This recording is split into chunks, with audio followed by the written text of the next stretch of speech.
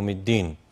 أما بعد فإن أصدق الحديث كلام الله وأحسن الهدي هدي محمد صلى الله عليه وسلم وإن شر الأمور محدثاتها وكل محدثة بدعة وكل بدعة ضلالة وكل ضلالة في النار. أما بعد بینەرانی بەڕێزی کەناڵی ئاسمانی ئامۆژگاری لە ئێوارەیەکی نوێی ئێوارەی ئامۆژگاریەوە بە خزمەتتان گەیشتوینەتەوە.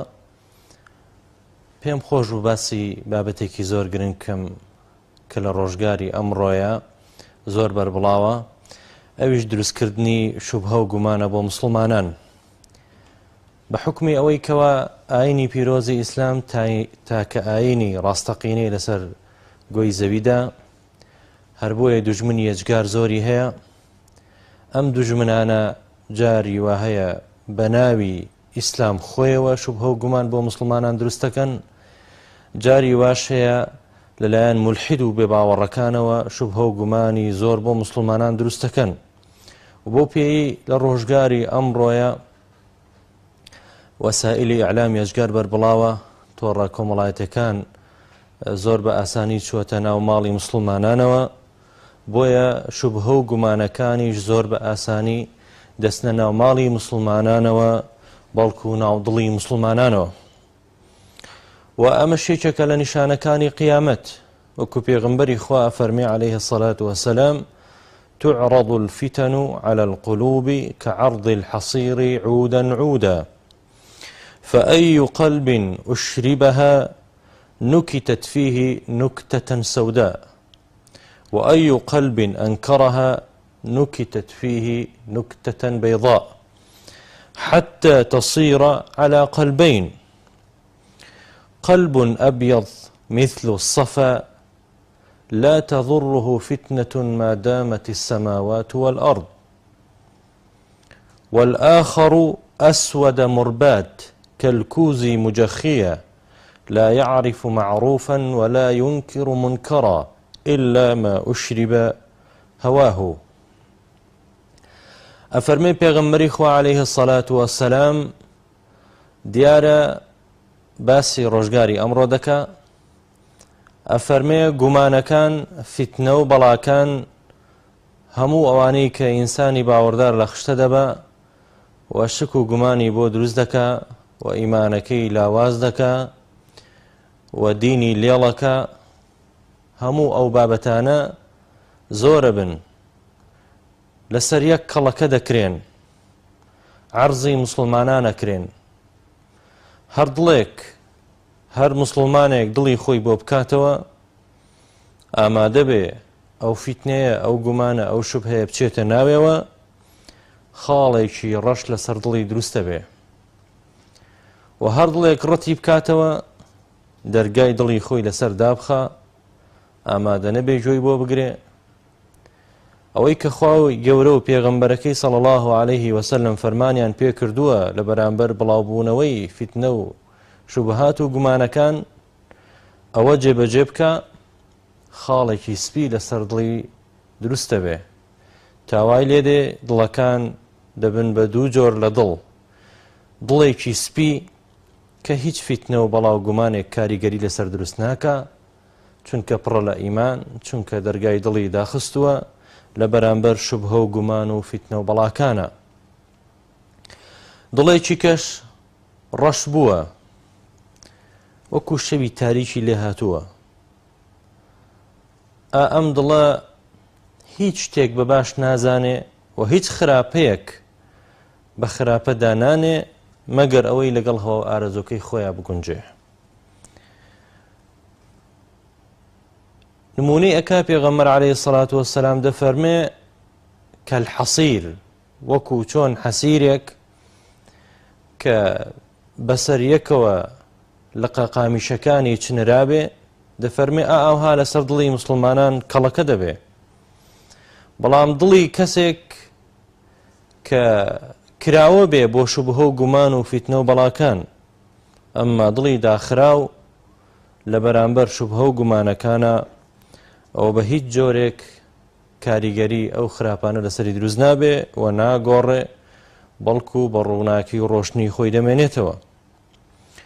مسلمان چی بکا بۆ ئەوەی کە ڕووبەڕووی ئەم گومانانە بێتەوە لە ڕۆژگاری ئەمڕۆیە. وەکو باسم کرد لە بێباوەڕان لە مولحید و عەلمانیەکان هەن کە گومان بۆ مسلمانان دروستەکەن لە بنچینەکانی دینی خوای گەورەیە، لە وجودی خوای گەورەیە، لە ڕاستێتی هاتنی پێغەمبەری خوایە صلی الله عليه وسلم. گومان دروستەکەن لە ڕاستێتی قورئان، لە ڕاستێتی فەرمودەکانی پێغەمبەری خوا صلی الله عليه وسلم، لە هەبوونی قیامەت، لە هەبوونی بەهەشت، لە هەبوونی دۆزەخ، لە هەموو ئەو بەڵێنانی کە خوای گەورە و میهرەبان داوێتی. گومان بۆ مسلمانان دروستەکەن. مسلمان موقیفی چی بێ لە بەرامبەر هەموو ئەم گومانانەیە؟ یاخود لە ناو مسلمانانە هەیە دووڕووم منافقە دەیەوێ بە بەرگی مسلمانانەوە شوبهە بۆ مسلمان دروستکە و مسلمان سارد و لاواز کاتەوە لە دینەکەی خۆیە. هەیە بە ناوی داعی و بانگخوازەوە شوبهە و گومان بۆ مسلمانان دروستەکە. کەسانێکن بەرگی بانگخوازان لەبەر کردو و خەڵک بۆ ئاگری دۆزەخ بانگ دەکەن. دوعاتون على ئەبوابی جەهەنەم. شک و گومان بۆ مسلمانان دروستەکەن لە شتێکە کە نە لە سەردەمی پێغەمبەر عەلەیهی السەڵات وەسەلام و نە لە سەردەمی تابعین و ئەتباعی تابعین ئەو سێ سەدە زێڕینەیە هیچ کەسێک گومانی لەسەر ئەم شتانە نەبووە.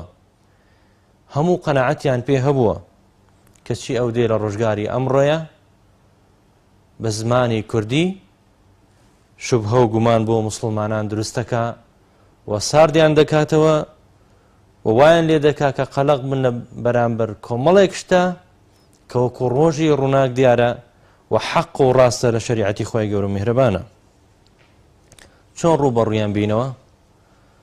خاڵی یەکەم دەبێ بە خۆپاراستن لێیان دوورکەوینەوە، گوێیان بۆ نەگرین، دەرگای دڵی بۆ نەکەینەوە، چونکە دڵی ئینسان لاوازە، تەحەمولی هەموو ئەو شوبهە و گومانانە ناکات. زانایانی پێشووی خۆمان لە پێشینە چاکەکان لەگەڵەوەی کە زانابوونە تێکەڵاو بە ئەهلی بیدع و منحەریفەکان نەبوونە، ئامادە نەبوونە گوێیان بۆ بگرن، لەگەڵەوەی کە عالم بووە زانا بووە لە دینی خوای گەورە و میهرەبانە، پەنجەی خستۆتە گوێی خۆیەوە تا وشەیەک لە کەسێکی مبتەدع کە گومان بە ڕاست و چەپا بڵاوە کاتەوە نەچێتە ناو دڵێەوە. فەرموویەتی دڵی ئینسان لاوازە، ڕەنگە ئەمڕۆ کاریگەری لەسەر من دروست نەکا بەڵام ڕەنگە سبێنە دروستی بکە. بۆ ئینسانی ماندار نابێ دەرگای دڵی خۆی بکاتەوە. ئینسان دڵی نابێ وەکو ئیسفەنجێک وابێ کە هەموو شتێک هەڵبمژێ و هەموو شتێک لە خۆ بگرێ. وەکو شەیخ الئیسلام ابن تەیمیە ڕەحمەتی خوای لێ بێ نەسیحەتی قوتابەکەی خۆیەکە ابن قەیم دەفەرمێ با دڵت وەکو ئیسفەنجێک نەبێ کە هەموو شتێک هەڵمژێ، هەموو شتێک وەرگرێ، هەموو شتێکی تێ بچێ. ئینسانی باوەڕدار لە ژیانی ڕۆژانەیە کاتێ هەموو ئەو شوبهە و گومانانە بچێتە دڵێەوە، دەرگاکانی دڵی بکاتەوە، چاوی بە چاوی تەماشا بکە، بە گوێسکانی ببستێ و یاخود لێکدانەوەی بۆ بکە بە زمانی خۆی، ئەو کاتە دڵی لێڵە بێت. وەکو خانوویەک ئەگەر دەرگا و پەنجەرەکانی بکەیتەوە ڕۆژێک باوتۆز لێیدا 2 ڕۆژ 3 ڕۆژ ئەگەر کابرا هەڵنەستێ بە خاوێنکردنەوەی خانووەکەی، ئەو کاتە تەپ و تۆز و خۆڵێکی زۆر لە ناو خانووەکەیە دەنیشێت بە چەند کەس اینجا خاوێنەکرێتەوە. بەڵام ئەگەر لە سەرەتا دەرگا و پەنجەرەکان دابخە ئەوە ئەو تۆڵ و ئەو خۆڵ و تۆزە نایەنە ژوورەوە و ئەو مسلمانە پارێزراو دەبێت. زۆر کەس جاری وا هەیە کەوتووەتە شەک و گومانەوە لە دینی خوای گەورە لە چەند بابەتێکە، چونکە گوێی زۆری گرتووە، مۆبایلەکەی پڕە لە ئەنواع گومان، ئەنواع شوبهات کە ڕەنگە لەلایەن مامۆستایەکیەوە ڕەتی درابێتەوە، بەڵام ڕەنگە ئەو مامۆستای وەکو پێویست وەڵامی نەدابێتەوە، یا با وەڵامیشی دابێتەوە بەڵام ئەم گومانە جێی خۆی بکاتەوە لە دڵی ئەم شەخسەیە. ئافرەتێکە و لە ماڵەوەی گەنجێکە، جاری وا هەبووە گەنجێک چوەتە